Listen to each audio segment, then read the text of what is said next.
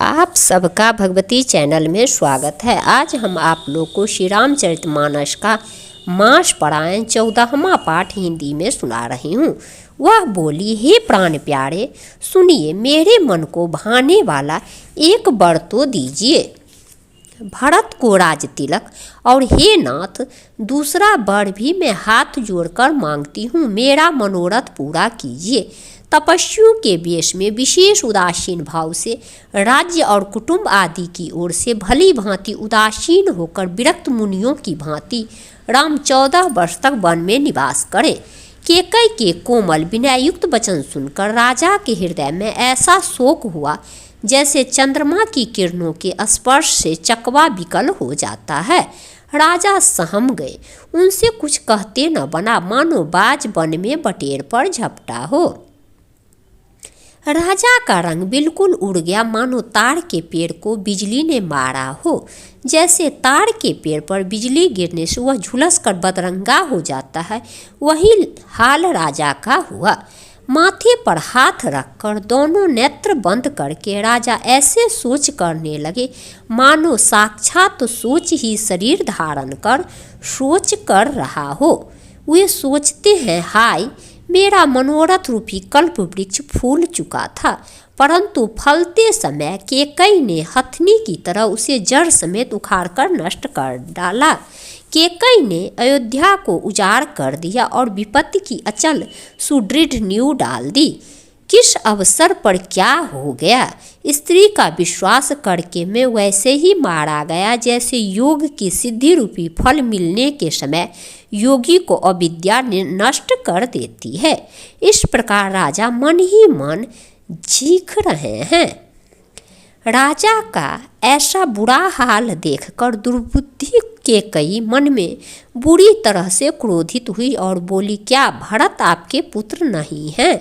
क्या मुझे आप दाम देकर खरीद लाए हैं? क्या मैं आपकी विवाहिता पत्नी नहीं हूँ जो मेरा वचन सुनते ही आपको बानसा लगा? तो आप सोच समझकर बात क्यों नहीं कहते? उत्तर दीजिए, हाँ कीजिए, नहीं तो ना ही कर दीजिए। आप रघुवंश में सत्य प्रतिज्ञा वाले प्रसिद्ध हैं। आपने ही वर देने को कहा था, अब भले ही न दीजिए। सत्य को छोड़ दीजिए और जगत में अपयश लीजिए। सत्य की बड़ी सराहना करके वर देने को कहा था, समझा था कि यह चबेना ही मांग लेगी। राजा शिवी, दधीची और बलि ने जो कुछ कहा, शरीर और धन त्याग कर भी उन्होंने अपने वचन की प्रतिज्ञा को निभाया। केकई बहुत ही कड़वे वचन कह रही है, मानो जले पर नमक छिड़क रही हो। धर्म की धूड़ी को धारण करने वाले राजा दशरथ ने धीरज धरकर नेत्र खोले और सिर ढूंढकर तथा लंबी सांस लेकर इस प्रकार कहा कि इसने मुझे बड़े कुठौर मारा, ऐसी कठिन परिस्थिति उत्पन्न कर दी जिससे बच निकलना कठिन हो गया। प्रचंड क्रोध से जलती हुई केकई सामने इस प्रकार दिखाई पड़ी मानो क्रोध रूपी तलवार नंगी मयान से बाहर खड़ी हो। कुबुद्धि उस तलवार की मूठ है, निष्ठुरता धार है, और वह कुबड़ी मंथरा रूपी शान पर सजकर तेज की हुई है। राजा ने देखा कि यह तलवार बड़ी ही भयानक और कठोर है और सोचा, क्या सत्य ही यह मेरा जीवन लेगी? राजा अपनी छाती कड़ी करके बहुत ही नम्रता के साथ उसे केकई को प्रिय लगने वाली वाणी बोले, हे प्रिय, हे भीरु, विश्वास और प्रेम को नष्ट करके ऐसे बुरी तरह के वचन कैसे कह रही हो? मेरे तो भरत और रामचंद्र दो आंखें अर्थात एक से हैं। यह मैं शंकर जी की साक्षी देकर सत्य कहता हूँ। मैं अवश्य सवेरे ही दूत भेजूंगा। दोनों भाई भरत और शत्रुघ्न सुनते ही तुरंत आ जाएंगे। अच्छा दिन शुभ मुहूर्त शोधवा कर सब तैयारी करके डंका बजाकर मैं भरत को राज्य दे दूंगा। राम को राज्य का लोभ नहीं है और भरत पर उनका बड़ा ही प्रेम है। मैं ही अपने मन में बड़े छोटे का विचार करके राजनीति का पालन कर रहा था। बड़े को राज तिलक देने जा रहा था।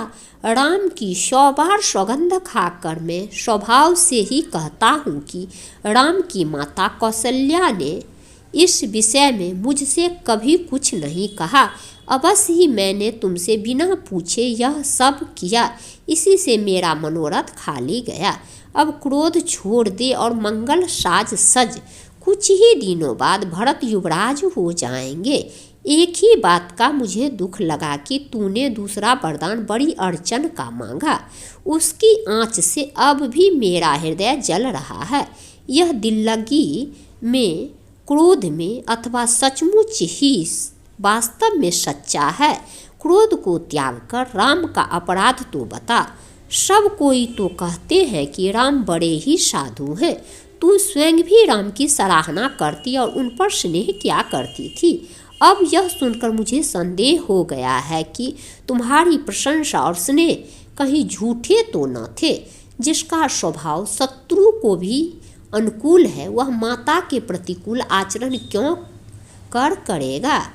हे प्रिय, हंसी और क्रोध छोड़ दे और विवेक, उचित अनुचित विचार कर वर मांग, जिससे अब मैं नेत्र भरकर भरत का राज्याभिषेक देख सकूं। मछली चाहे बिना पानी के जीती रहे और सांप भी चाहे बिना मणि के दीन दुखी होकर जीता रहे, परंतु मैं स्वभाव से ही कहता हूँ, मन में जरा भी छल रखकर नहीं, कि मेरा जीवन राम के बिना नहीं है। हे चतुर प्रिय, जी में समझ देख, मेरा जीवन श्री राम के दर्शन के अधीन है। राजा के कोमल वचन सुनकर दुर्बुद्धि केकई अत्यंत जल रही है, मानो अग्नि में घी की आहुतियाँ पड़ रही है। केकई कहती है, आप करोड़ों उपाय क्यों न करें, यहाँ आपकी माया चालबाजी नहीं लगेगी। या तो मैंने जो मांगा है सो दीजिए, नहीं तो ना ही करके अपयश लीजिए। मुझे बहुत प्रपंच बखेरे नहीं सुहाते। राम साधु हैं, आप सयाने साधु हैं और राम की माता भी भली है। मैंने सबको पहचान लिया है। कौशल्या ने मेरा जैसा भला चाहा है, मैं भी साका करके याद रखने योग्य उन्हें वैसा ही फल दूंगी। सवेरा होते ही मुनि का वेश धारण कर यदि राम वन को नहीं जाते तो हे राजन, मन में निश्चय समझ लीजिए कि मेरा मरना होगा और आपका अपयश। ऐसा कहकर कुटिल केकई उठ खड़ी हुई, मानो क्रोध की नदी उमड़ी हो। वह नदी पाप रूपी पहाड़ से प्रकट हुई है और क्रोध रूपी जल से भरी है। ऐसी भयानक है कि देखी नहीं जाती। दोनों वरदान उस नदी के दो किनारे हैं। केकई का कठिन हठ ही उसकी तीव्र धारा है और कुबड़ी मंथरा के वचनों की प्रेरणा ही भंवर है। वह क्रोध रूपी नदी राजा दशरथ रूपी वृक्ष को जड़ मूल से ढहाती हुई विपत्ति रूपी समुद्र की ओर सीधी चली है। राजा ने समझ लिया कि बात सचमुच वास्तव में सच्ची है। स्त्री के बहाने मेरी मृत्यु ही सिर पर नाच रही है। तदंतर राजा ने केकई के चरण पकड़कर उसे बिठाकर विनती की कि तू सूर्यकुल रूपी वृक्ष के लिए कुल्हाड़ी मत बन। तू मेरा मस्तक मांग ले, मैं तुझे अभी दे दूं, पर राम के विरह में मुझे मत मार। जिस किसी प्रकार से हो तू राम को रख ले, नहीं तो जन्म भर तेरी छाती जलेगी। राजा ने देखा कि रोग असाध्य है, तब वे अत्यंत आर्तवाणी से हा राम हा रघुनाथ कहते हुए सिर पीटकर जमीन पर गिर पड़े। राजा व्याकुल हो गए, उनका सारा शरीर शिथिल पड़ गया, मानो हथनी ने कल्प वृक्ष को उखाड़ फेंका हो। कंठ सूख गया, मुख से बात नहीं निकलती, मानो पानी के बिना पहिना नामक मछली तड़प रही हो। केकई फिर कड़वे और कठोर वचन बोली, मानो घाव में जहर भर रही हो। कहती है, जो अंत में ऐसा ही करना था तो आपने मांग मांग किस बल पर कहा था। हे राजा, ठहाका मारकर हंसना और गाल फुलाना, क्या ये दोनों एक साथ हो सकते हैं? दानी भी कहाना और कंजूसी भी करना, क्या राजपूती में क्षेम कुशल भी रह सकती है?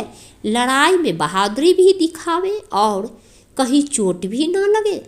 या तो वचन प्रतिज्ञा ही छोड़ दीजिए या धैर्य धारण कीजिए। यो असहाय स्त्री की भांति रोइए पीटिए नहीं।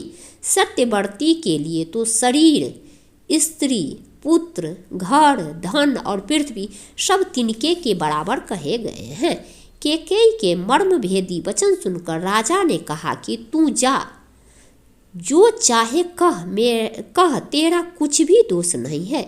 मेरा काल तुझे मानो पिशाच होकर लग गया है, वही तुझसे यह सब कहला रहा है। भरत तो भूलकर भी राजपद नहीं चाहते, होनहार बस तेरे ही जी में कुमति आ बसी। यह सब मेरे पापों का परिणाम है, जिससे कुछ समय में विधाता विपरीत हो गया। तेरी उजाड़ी हुई यह सुंदर अयोध्या फिर भली भांति बसेगी और समस्त गुणों के धाम श्री राम की प्रभुता भी होगी। सब भाई उनकी सेवा करेंगे और तीनों लोकों में श्री राम की बड़ाई होगी। केवल तेरा कलंक और मेरा पछतावा मरने पर भी नहीं मिटेगा, यह किसी तरह नहीं जाएगा। अब तुझे जो अच्छा लगे वही कर, मुंह छिपाकर मेरी आँखों की ओट जा बैठ, अर्थात मेरे सामने से हट जा, मुझे मुंह न दिखा। मैं हाथ जोड़कर कहता हूँ कि जब तक मैं जीता रहूँ तब तक फिर कुछ न कहना, अर्थात मुझसे न बोलना। अरे अभागिनी, फिर तू अंत में पछताएगी, जो तू नहारू तांत के लिए गाय को मार रही है। राजा करोड़ों प्रकार से बहुत तरह से समझाकर और यह कहकर कि तू क्यों सर्वनाश कर रही है, पृथ्वी पर गिर पड़े। फिर कपट करने में चतुर कैकेयी कुछ बोलती नहीं, मानो मौन होकर मशान जगा रही हो, शमशान में बैठकर प्रेत मंत्र सिद्ध कर रही हो। राजा राम राम रट रहे हैं और ऐसे व्याकुल हैं जैसे कोई पक्षी पंख के बिना बेहाल हो। वे अपने हृदय में मनाते हैं कि सवेरा न हो और कोई जाकर श्री रामचंद्र जी से यह बात न कहे। हे रघुकुल के गुरु, बड़ेरे मूल पुरुष सूर्य भगवान, आप अपना उदय न करें। अयोध्या को बेहाल देखकर आपके हृदय में बड़ी पीड़ा होगी। राजा की प्रीति और कैकेयी की निष्ठुरता दोनों को ब्रह्मा ने सीमा तक रचकर बनाया है, अर्थात राजा प्रेम की सीमा है और कैकेयी निष्ठुरता की। विलाप करते करते ही राजा को सवेरा हो गया। राजद्वार पर बीना, बांसुरी और शंख की ध्वनि होने लगी। भाट लोग बिरुदावली पढ़ रहे हैं और गवैये गुणों का गान कर रहे हैं। सुनने पर राजा को वे बाण जैसे लगते हैं। राजा को ये सब मंगल साज कैसे नहीं सुहा रहे हैं, जैसे पति के साथ सती होने वाली स्त्री को आभूषण। श्री रामचंद्र जी के दर्शन की लालसा और उत्साह के कारण उस रात्रि में किसी को भी नींद नहीं आई। राजद्वार पर मंत्रियों और सेवकों की भीड़ लगी है। वे सब सूर्य को उदय हुआ देखकर कहते हैं कि ऐसा कौन सा विशेष कारण है कि अवधपति दशरथ जी अभी तक नहीं जागे। राजा नित्य ही रात के पिछले पहर जाग जाया करते हैं, किंतु आज हमें बड़ा आश्चर्य हो रहा है। हे सुमंत्र, जाओ, जाकर राजा को जगाओ, उनकी आज्ञा पाकर हम सब काम करें। तब सुमंत्र रावले राजमहल में गए और महल को भयानक देखकर वे जाते हुए डर रहे हैं। ऐसा लगता है मानो दौड़कर काट खाएगा। उसकी ओर देखा भी नहीं जाता, मानो विपत्ति और विषाद ने वहाँ डेरा डाल रखा हो। पूछने पर कोई जवाब नहीं देता। वे उस महल में गए जहाँ राजा और कैकेयी थे। जय जीव कहकर सिर नवाकर वंदना करके बैठे और राजा की दशा देखकर तो वे सूख ही गए। देखा कि राजा सोच से व्याकुल हैं, चेहरे का रंग उड़ गया है, जमीन पर ऐसे पड़े हैं मानो कमल जड़ छोड़कर जड़ से उखड़कर मुरझाया पड़ा हो। मंत्री मारे डर के कुछ पूछ नहीं सकते। तब अशुभ से भरी हुई और शुभ से विहीन कैकेयी बोली, राजा को रात भर नींद नहीं आई। इसका कारण जगदीश्वर ही जाने। इन्होंने राम राम रटकर सवेरा कर दिया, परंतु इसका भेद राजा कुछ भी नहीं बतलाते। तुम जल्दी राम को बुला लाओ, तब आकर समाचार पूछना। राजा का रुख जानकर सुमंत्र जी चले और समझ गए कि रानी ने कुछ कुचाल की है। सुमंत्र सोच से व्याकुल हैं। रास्ते पर पैर नहीं पड़ता, आगे बढ़ा नहीं जाता। सोचते हैं राम जी को बुलाकर राजा क्या कहेंगे। किसी तरह हृदय में धीरज धरकर वे द्वार पर गए। सब लोग उनको मन मारे उदास देखकर पूछने लगे। सब लोगों का समाधान करके किसी तरह समझा बुझाकर सुमंत्र वहाँ गए जहाँ सूर्यकुल के तिलक श्री रामचंद्र जी थे। श्री रामचंद्र जी ने सुमंत्र को आते देखा तो पिता के समान समझकर उनका आदर किया। श्री रामचंद्र जी के मुख को देखकर और राजा की आज्ञा सुनाकर वे रघुकुल के दीपक श्री रामचंद्र जी को अपने साथ लिवा चले। श्री रामचंद्र जी मंत्री के साथ बुरी तरह से बिना किसी लवाजमे के जा रहे हैं। यह देखकर लोग जहाँ तहाँ विषाद कर रहे हैं। रघुवंश मणि श्री रामचंद्र जी ने जाकर देखा कि राजा अत्यंत ही बुरी हालत में पड़े हैं। मानो सिंहनी को देखकर कोई बूढ़ा गजराज सहम कर गिरा पड़ा हो। राजा के ओठ सूख रहे हैं और सारा शरीर जल रहा है, मानो मणि के बिना सांप दुखी हो रहा हो। पास ही क्रोध से भरी केकई को देखा, मानो साक्षात मृत्यु ही बैठी राजा के जीवन की अंतिम घड़ियां गिन रही हो। श्री रामचंद्र जी का स्वभाव कोमल और करुणामय है। उन्होंने अपने जीवन में पहली बार यह दुख देखा। इससे पहले कभी उन्होंने दुख सुना भी न था। तो भी समय का विचार करके हृदय में धीरज धर के उन्होंने मीठे वचनों से माता केकई से पूछा, हे माता, मुझे पिता के दुख का कारण कहो, ताकि जिससे उसका निवारण हो, दुख दूर हो, वह यत्न किया जाए। केकई ने कहा, हे राम, सुनो, सारा कारण यही है कि राजा का तुम पर बहुत स्नेह है। इन्होंने मुझे 2 वरदान देने को कहा था। मुझे जो कुछ अच्छा लगा वही मैंने मांगा। उसे सुनकर राजा के हृदय में सोच हो गया, क्योंकि ये तुम्हारा संकोच नहीं छोड़ सकते। इधर तो पुत्र का स्नेह है और उधर वचन प्रतिज्ञा। राजा इसी धर्म संकट में पड़ गए हैं। यदि तुम कर सकते हो तो राजा की आज्ञा शिरोधार्य करो और इनके कठिन कलेश को मिटाओ। केकई बेधड़क बैठी ऐसी कड़वी वाणी कह रही है, जिसे सुनकर स्वयं कठोरता भी अत्यंत व्याकुल हो उठी। जीभ धनुष है, वचन बहुत से तीर हैं और मानो राजा ही कोमल निशाने के समान है। इस सारे साज समान के साथ मानो स्वयं कठोरपन श्रेष्ठ वीर का शरीर धारण करके धनुष विद्या सीख रहा है। श्री रघुनाथ जी को सब हाल सुनाकर वह ऐसे बैठी हैं मानो निष्ठुरता ही शरीर धारण किए हुए हो।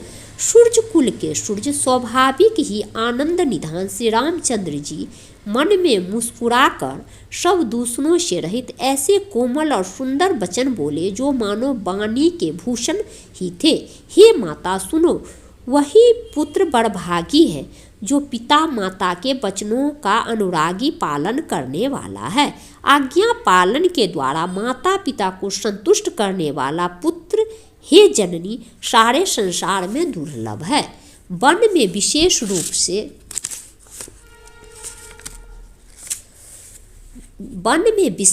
से मुनियों का मिलाप होगा, जिसमें मेरा सभी प्रकार से कल्याण है।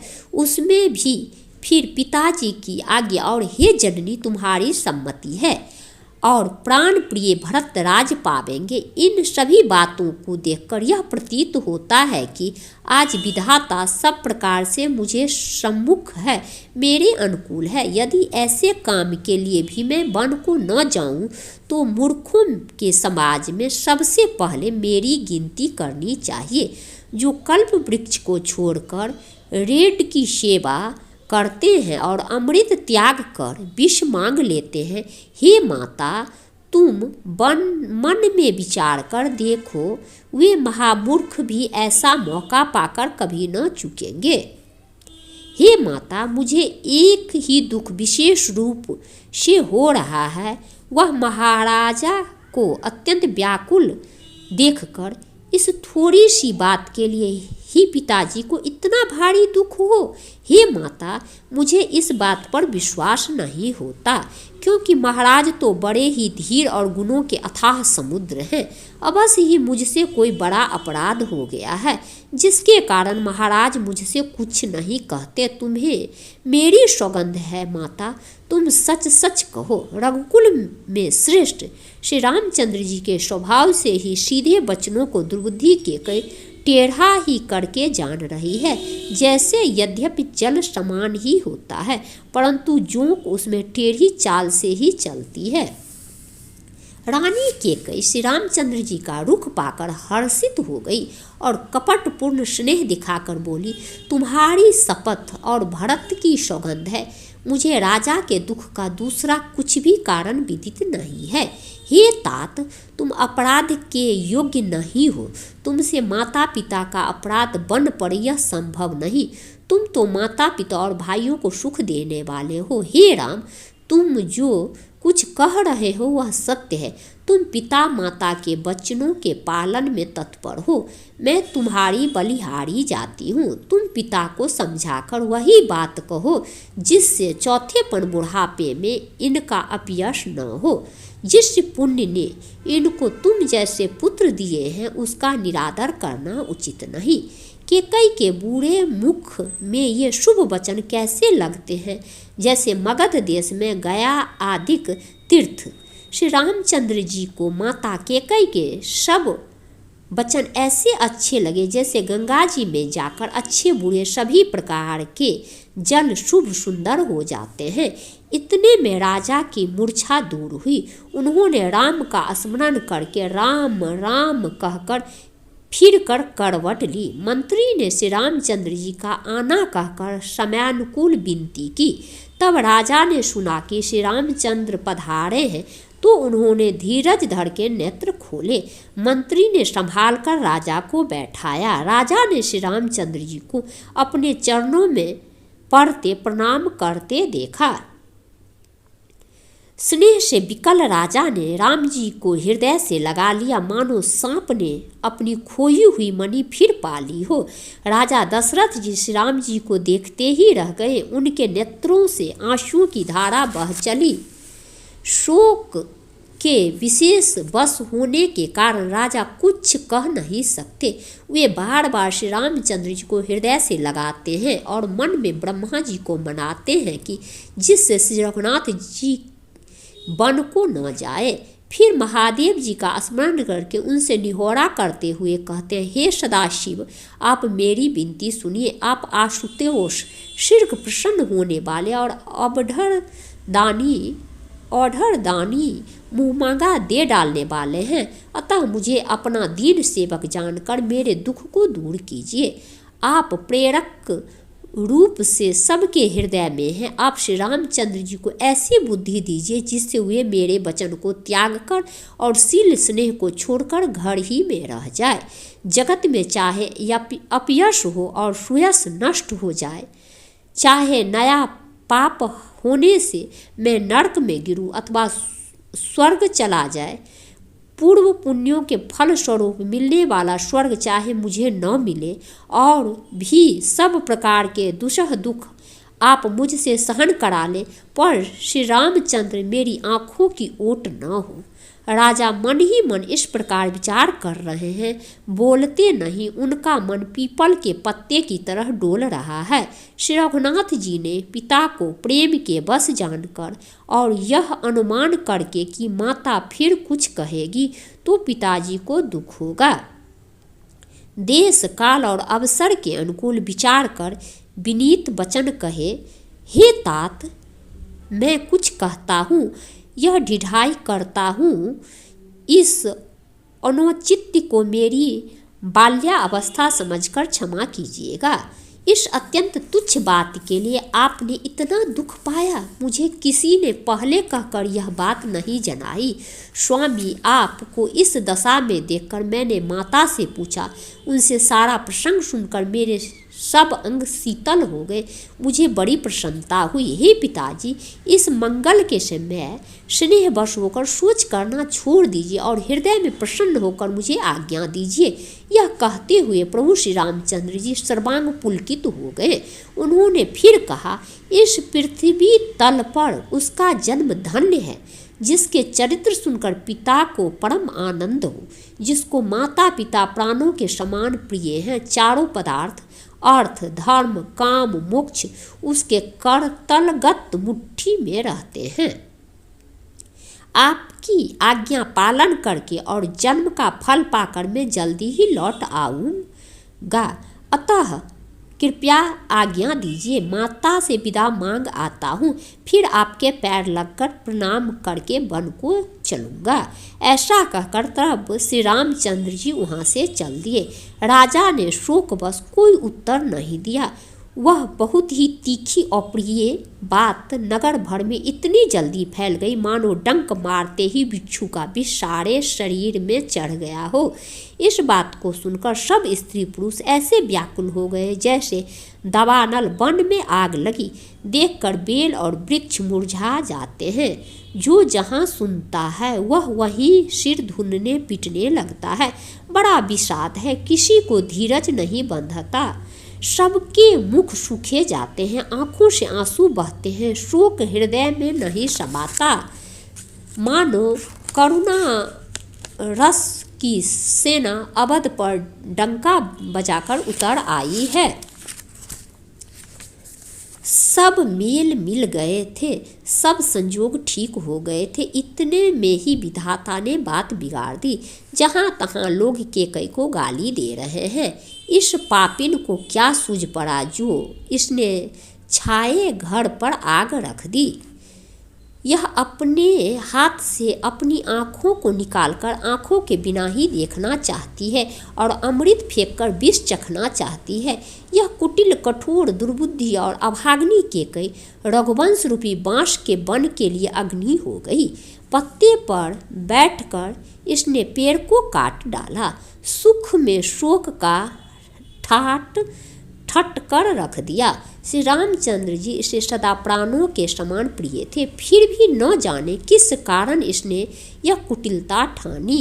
कवि सत्य ही कहते हैं कि स्त्री का स्वभाव सब प्रकार से पकड़ में न आने योग्य अथाह और भेद भरा होता है। अपनी परछाई भले ही पकड़ जाए, पर भाई स्त्रियों की गति चाल नहीं जानी जाती। आग क्या नहीं जला सकती, समुद्र में क्या नहीं समा सकता, अबला कहाने वाली प्रबल स्त्री जाति क्या नहीं कर सकती, और जगत में काल किसको नहीं खाता। विधाता ने यह सुनाकर क्या सुना दिया और क्या दिखाकर अब क्या दिखाना चाहता है। एक कहते हैं कि राजा ने अच्छा नहीं किया, दुर्बुद्धि केकई को विचार कर वर नहीं दिया। जो हट करके केकई की बात को पूरा करने में अड़े रहकर स्वयं सब दुखों के पात्र हो गए। स्त्री के विशेष वश होने के कारण मानो उनका ज्ञान और गुण जाता रहा। एक दूसरे जो धर्म की मर्यादा को जानते हैं और सयाने हैं वे राजा को दोष नहीं देते। वे शिवी, दधीची और हरिश्चंद्र की कथा एक दूसरे को बखान करके कहते हैं। कोई एक इसमें भरत जी की सम्मति बताते हैं, कोई एक सुनकर उदासीन भाव से रह जाते हैं, कुछ बोलते नहीं। कोई हाथों से कान मूंदकर और जीभ को दांतों तले दबाकर कहते हैं कि यह बात झूठ है।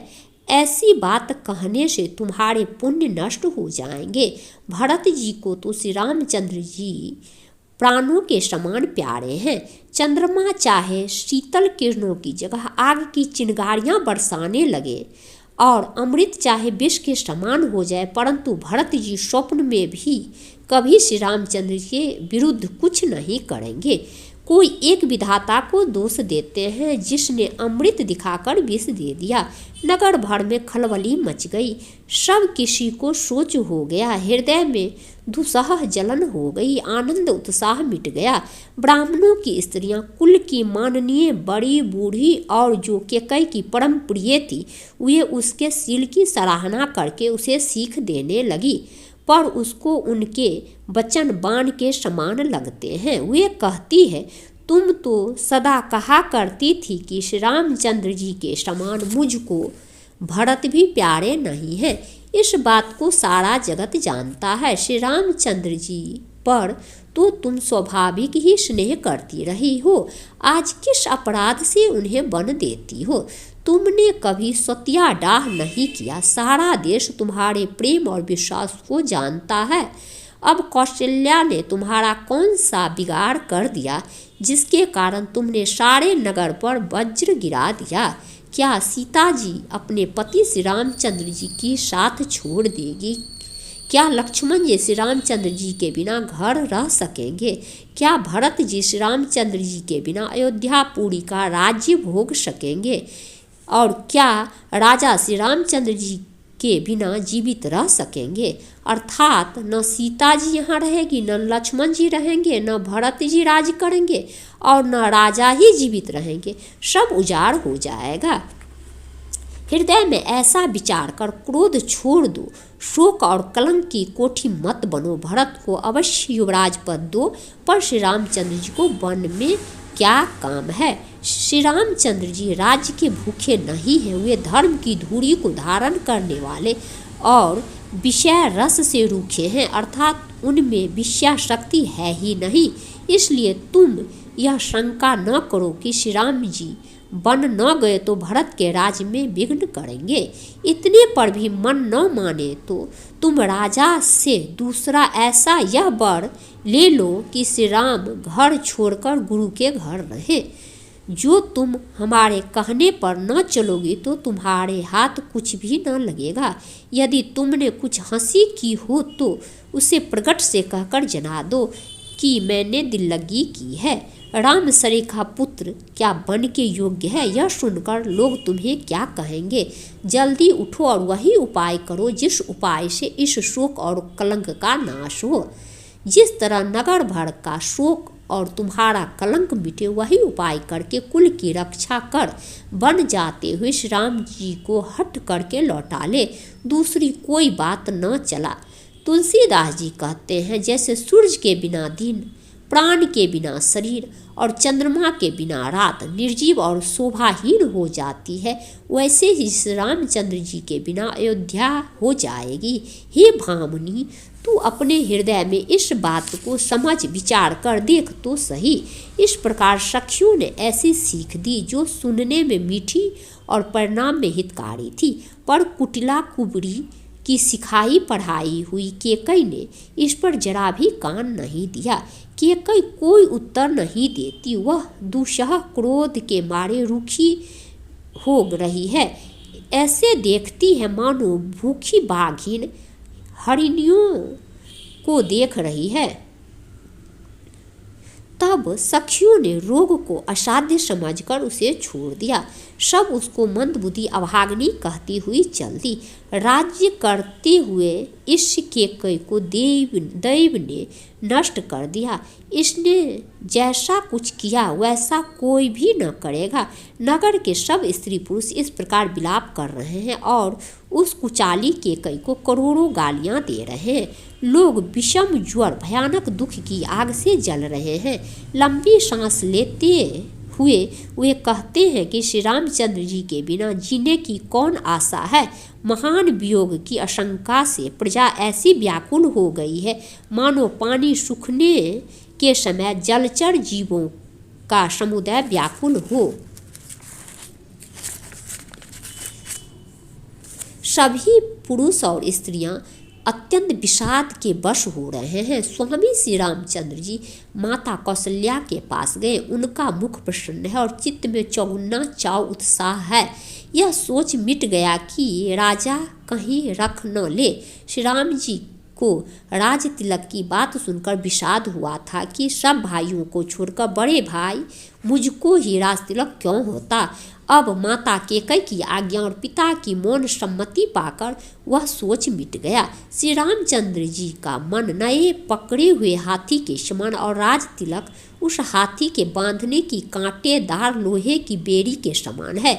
बन जाना यह सुनकर अपने को बंधन से छुटा जानकर उनके हृदय में आनंद बढ़ गया।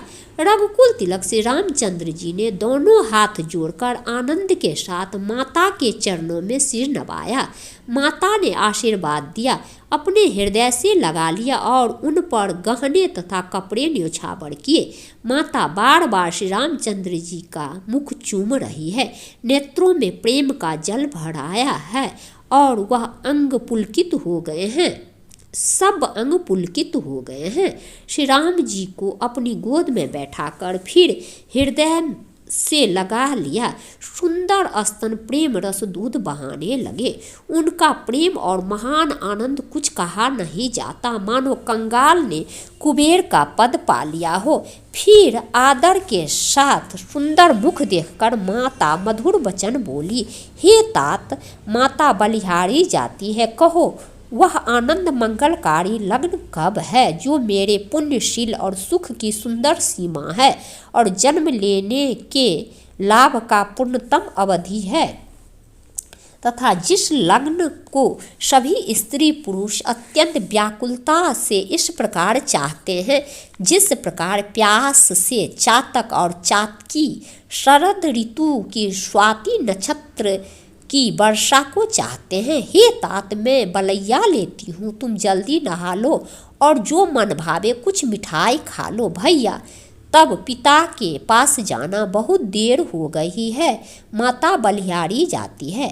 माता के अत्यंत अनुकूल वचन सुनकर जो मानो स्नेह रूपी कल्प वृक्ष के फूल थे, जो सुख रूपी मकरंद पुष्प रस से भरे थे और श्री राजलक्ष्मी के मूल थे, ऐसे वचन रूपी फूलों को देखकर श्री रामचंद्र जी का मन रूपी भौरा उन पर नहीं भूला।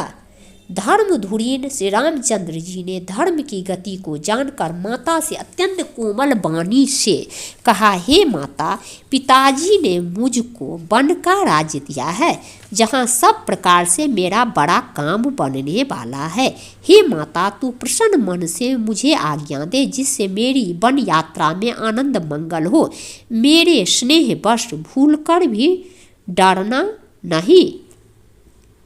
हे माता, तेरी कृपा से आनंद ही होगा। 14 वर्ष वन में रहकर पिताजी के वचन को प्रमाणित सत्य कर फिर लौटकर तेरे चरणों का दर्शन करूँगा। तू मन को मलान दुखी न कर। रघुकुल में श्रेष्ठ श्री राम जी के ये बहुत ही नर्म और मीठे वचन माता के हृदय में बाण के समान लगे और कसकने लगे। उस शीतल वाणी को सुनकर कौशल्या वैसे ही सहम कर सूख गई जैसे बरसात का पानी पड़ने से जवासा सूख जाता है।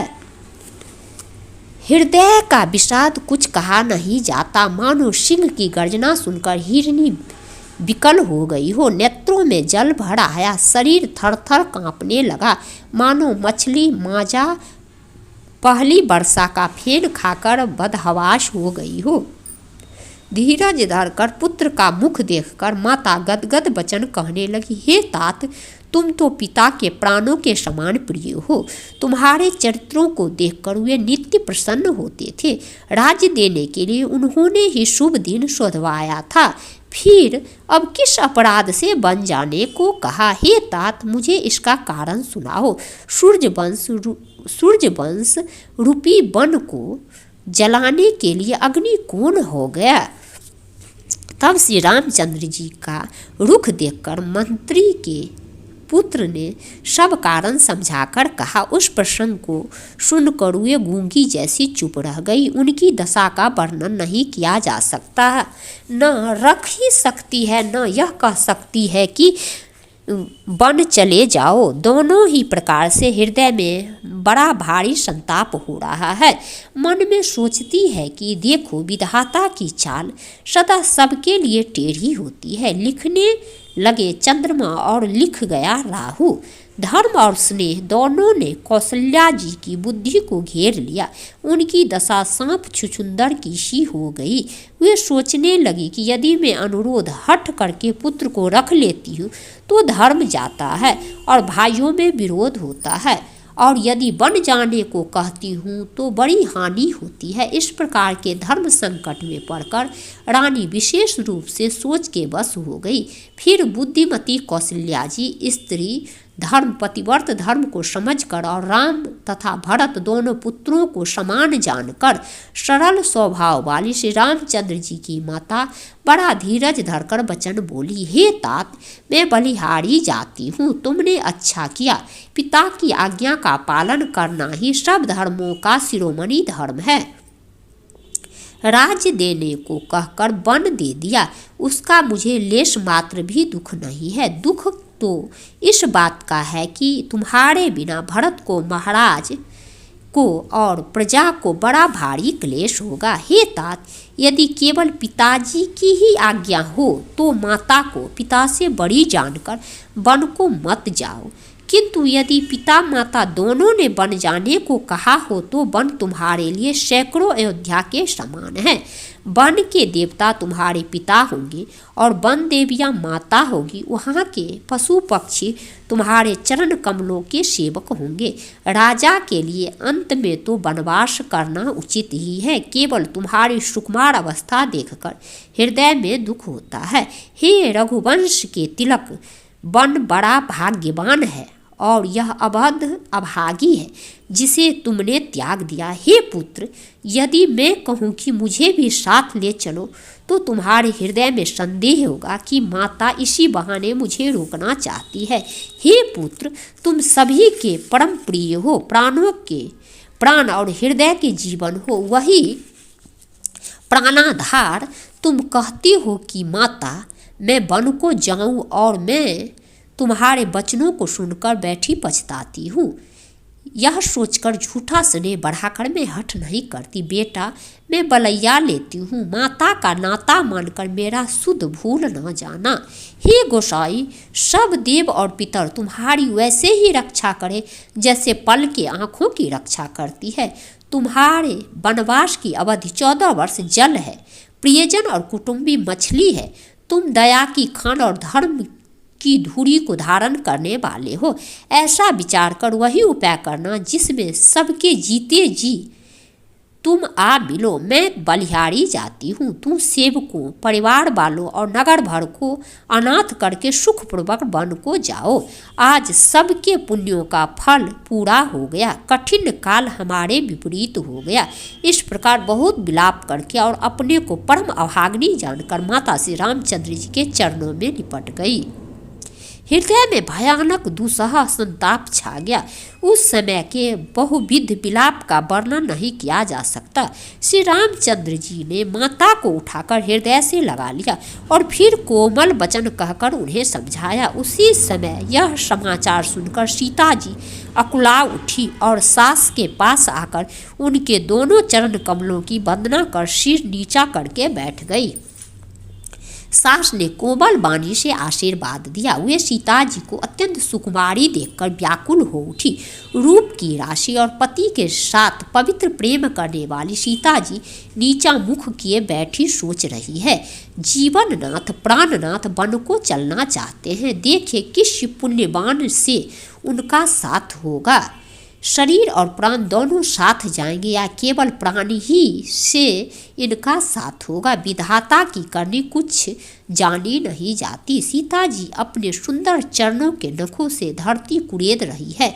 ऐसा करते समय नुपुरों का जो मधुर शब्द हो रहा है, कवि उसका इस प्रकार वर्णन करते हैं कि मानो प्रेम के वश होकर नुपुर यह विनती कर रहे हैं कि सीता जी के चरण कभी हमारा त्याग न करे।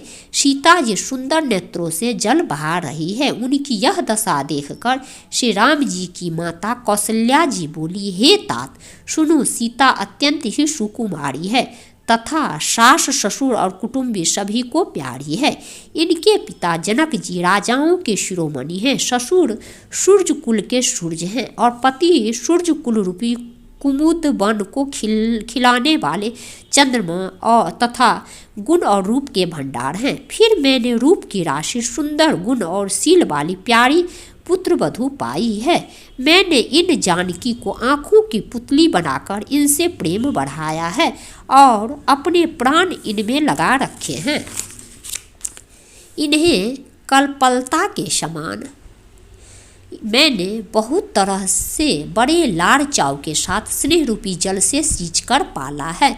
अब इस लता के फूलने फलने के समय विधाता बाम हो गए। कुछ जाना नहीं जाता कि इसका क्या परिणाम होगा। सीता ने पर्यंक पृष्ठ पलंग के ऊपर गोद और हिडोले को छोड़कर कठोर पृथ्वी पर कभी पैर नहीं रखा। मैं सदा संजीवनी जड़ी के समान सावधानी से इनकी रखवाली करती रही हूँ। कभी दीपक की बत्ती हटाने को भी नहीं कहती। वही सीता अब तुम्हारे साथ वन चलना चाहती है। हे रघुनाथ, उसे क्या आज्ञा होती है? चंद्रमा की किरणों का रस अमृत चाहने वाली चकोरी सूर्य की ओर आंख किस तरह मिला सकती है? हाथी, सिंह, राक्षस आदि अनेक दुष्ट जीव जंतु वन में विचरते रहते हैं। हे पुत्र, क्या विश्व की वाटिका में सुंदर संजीवनी बूटी शोभा पा सकती है? वन के लिए तो ब्रह्मा जी ने विषय सुख को न जानने वाली कोल और भीलों को लड़कियों को रचा है, जिनका पत्थर के कीड़े जैसा कठोर स्वभाव है। उन्हें वन में कभी कलेश नहीं होता। अथवा तपस्वियों की स्त्रियां वन में रहने योग्य है, जिन्होंने तपस्या के लिए सब भोग त्यज दिए हैं। हे पुत्र, जो तस्वीर के बंदर को देखकर डर जाती है, वे सीता वन में किस तरह रह सकेगी? देव सरोवर के कमल वन में विचरण करने वाली हंसनी क्या गरैयों तलैयों में रहने की योग्य है? ऐसा विचार कर जैसी तुम्हारी आज्ञा हो, मैं जानकी को वैसी ही शिक्षा दूं। माता कहती है, यदि सीता घर में रहे तो मुझको बहुत सहारा हो जाए।